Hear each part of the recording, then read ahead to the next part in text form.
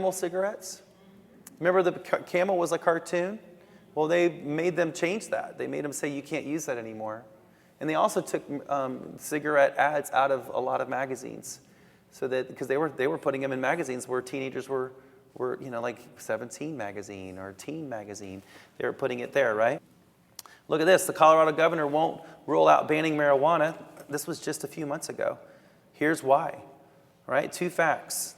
The rising crime rate outstripping the national trend. And then since 2014, recreational use of marijuana has been legal as a result. So Colorado crime rate bucks the national trend. So here's the stats on that from CNN. You can see the gap getting bigger and bigger as it goes on. Homeless and transients fill county jail. So you know what's interesting is there's a Newsweek article that was written about 2015, the unintended consequences of legalizing marijuana, and they thought that their prisons were going to be relieved, was one of the things that, and they were going to get about like $30 million in tax revenue as well. That was really alluring for Colorado. They actually did not get $30 million, they got 10. And that $10 million basically just went to all the problems that came from, so it didn't do anything for them. They also thought that they were going to have less people in jail because they weren't going to have to arrest as many people. So then they also thought about, let the people out that were arrested for pot.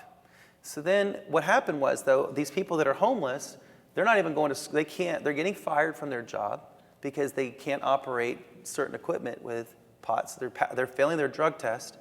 They're also losing their scholarships at school, getting kicked out of the dorms. They don't want to go home. They just want to keep smoking, because if they go home, they can't smoke, or their parents won't let them smoke, or whatever, or they can't. And they can't get a job, because a lot of jobs you still get tested for in Colorado. You have to be. You don't want somebody high on your cash register, and every day the cash register is off, and you're wondering who's, and they're stealing money because they need money to buy the drugs. And then there's the sex trafficking, where some people, that's how they get their money for drugs. It's just horrible what's going on. It's actually created this criminal element. And then there's also the government-sanctioned pot is more expensive than the black market pot. So then you have people buying the black market stuff still too. So you have that element. So you have the drug dealers as well. So there's all these problems that's going on there. So the homeless people are going to jail, and then the people that are getting arrested for stealing and for DUIs.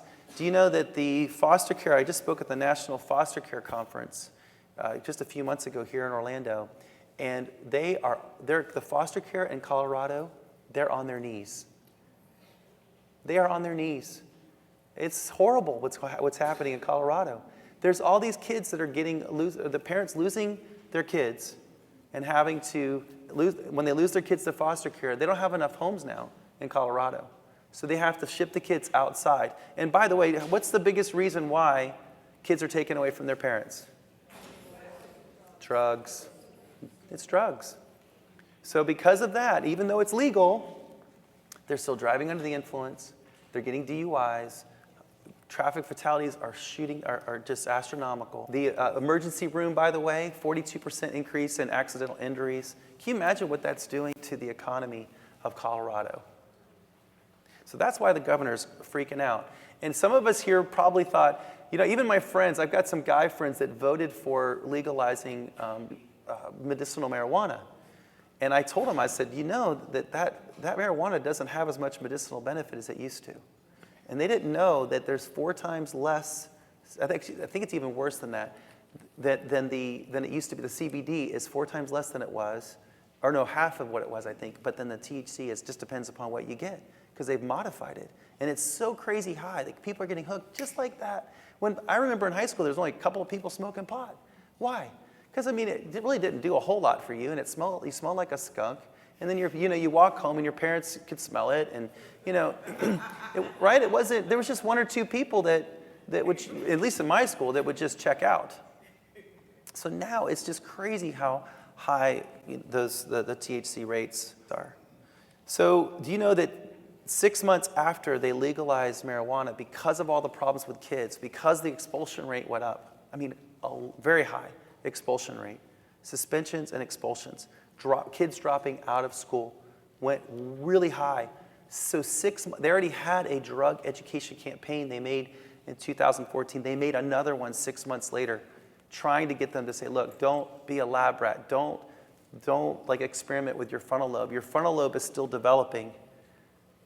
So Colorado, so the marijuana recreation use in 2014 is now promoting a campaign for these kids, telling them to just hold off, wait till you're 25, because that's when your frontal lobe develops. Wait till you're 25, but it's not working. They're not listening. What teenagers are going to listen to the government?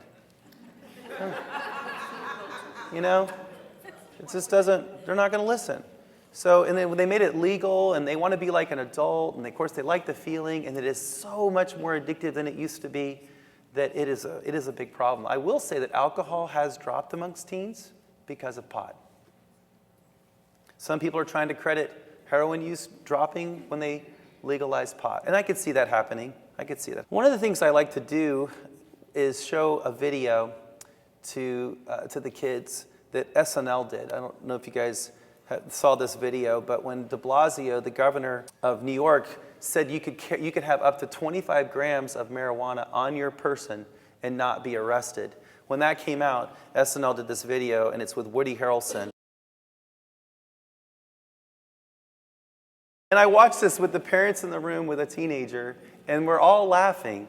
So I asked the parents, what was so funny? Or the kid, I asked the teenager, what was so funny about this? And we go through the video. Well, the people are moving slow. It's the middle of the day, too, and there's just a few cars on the street. Where's everybody else at? They're working. Well, what about these people? What are they doing? Nothing. They're still in their pajamas. It's the middle of the day. They open the door, and there's this bright light. It's just, when I share this, and then, of course, at the end, when he says, hey, we can organize, and we can persuade lawmakers, and oh, Rugrats is on. So then there's that distraction. They get distracted, and they don't ever get anything accomplished. So when they're laughing, there's things we're laughing about because there's a lot of truth to the video, the way that they did it. Whether they're trying to persuade, to push pot or not, they see the funny sides of what happens when you are smoking. Well, some of it anyway. So that's just a tool that I like to use. That the kids, if they're even watching Saturday Night Live anymore, they're watching so much stuff online anymore. You just don't know if they do. But so that's just a tool you guys can use. It's SNL. It's an SNL video. So there's changes in the world of marijuana, but it hasn't been around for a long time. Researcher Andy LaFratte says THC potency used to be 10% or less, and now it's 30%. Now it's up to 30%, and then you have the devices that's up to 85, 95. You can get CBD oil with 95% THC, and they're putting it in their dab pens. I had a kid take a hit from his dab pen, his brother's dab pen, and his eyes immediately got bloodshot. I mean, just immediate. I mean, it was like just within a few seconds. Eyes dilated, blood vessels, bloody red eyes, high instantly, and then the parents walked through the door. And he's like, I knew there was no way I could hide it. I mean, he was so high that even eye drops would not have fixed his problem. And there's not really that much smoke, just a little bit of smoke from it. There's also been a decline in CBD, which is what they think is the therapeutic benefit. But there's not a lot of studies even on that, by the way. There's not a lot of gold seal, FDA-approved studies that have said that this is going to help you. So there's only like three studies that the FDA would say, okay, yes. So be careful with that. There's also only a 20-year study that tested, or over 20 years, they tested 38,000 samples of marijuana and found the THC going up and the CBD going down. In some cases, the ratio of THC was 14 times higher to CBD, and now it's up to 80 times that. Why are they doing that? Medical marijuana research reports that it can help ADHD possibly. There's no gold seal study on that one yet. It says seizures, panic attacks. If anything, with ADHD, that's a lack of internal motivation to do anything you're not excited about. Then you smoke pot, and what little bit of motivation you had is gone. However, so seizures, panic attack. So I had a kid that was no history of seizures in the family. And none with him, goes to school, smokes a ton of pot in freshman year, and then by the end of his sophomore year develops a seizure disorder. Goes to 3 neurologists because the first 2 said the THC is probably what's causing the problem. So look at that. So we're trying to pass medical marijuana for seizures and convulsions, but yet it's causing it. And he took months before I could finally get him to realize that the first 2 neurologists were right. The third one said it's possible. He grabbed onto the possibility that it wasn't. And he kept smoking. But guess what? He had to drive it with an Uber everywhere. He's still trying to justify the THC. So then he finds some oil before it's legal, and he gets it shipped in, some CBD oil with low THC, and he smokes that, and then his anxiety goes away. And that's with some vitamins I had recommended him to help calm him down. So it's interesting. And then he finally got his driver's license back, and the neurologist finally cleared him. But it actually can cause... In fact, did you know that the University of Colorado, 6 months after they legalized pot, backpedaled and said it's not approved for anxiety, and it's not approved for seizure disorder. Now, maybe CBD oil can help with that, without THC. But the research is still new because it wasn't legal. That's why we haven't done a lot of studies on this. Now, there's other countries that have been doing it longer than us. In Israel, I think they use the old school pod in Israel, and they've got a lot of research out there. They've been using it for 16, 17 years, I believe. So higher levels of THC causes panic attacks, causes seizure, causes anxiety, lowers your motivation to do the daily tasks. CBD helps panic attacks, seizures, anxiety, and lowers motivation in some studies. There's one part of the pot that's not good, and then there's the CBD. And then a lot of the kids that are doing these vaping devices, there's no CBD at all. It's just THC.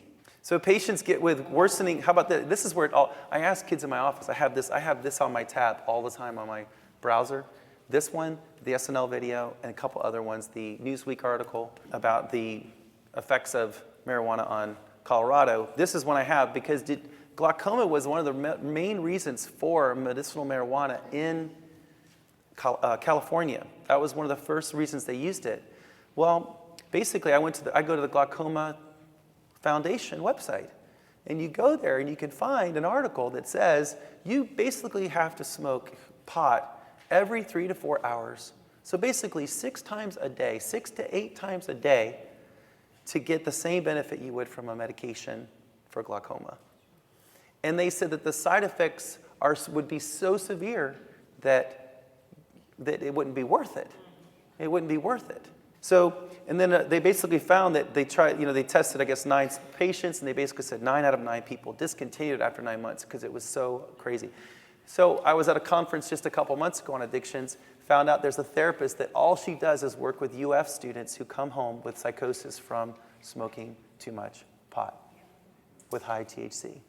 That's her specialty, is working with these college students that have, it's the men especially, the young men, are getting so addicted that now, women are completing more higher degrees than men are, which it's great for the women. I'm glad they're doing it. But it's just crazy. It's a big gap because guys are more prone to get addicted, and they're more likely to push those limits a lot further than women will.